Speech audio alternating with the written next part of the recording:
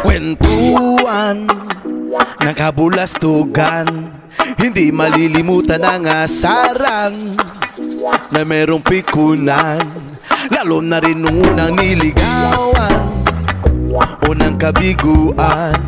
At dyan nagseseryoso ang usapan at pagdadamayan na tunay at tapat na kaibigan. O mga buwang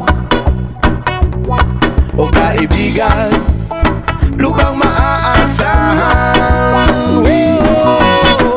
Di na tayo babata, edad mo di nahahalata.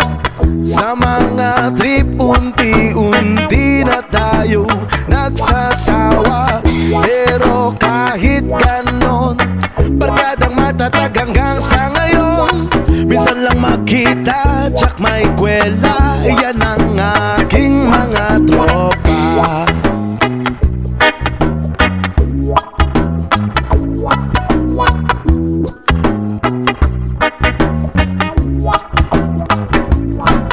Inuman pang magdamagan, minsan inaabot pa ng ayaan na kung saan-saan, na para bang walang kinabukasan at kahantungan. At dyan nagsiseryoso ang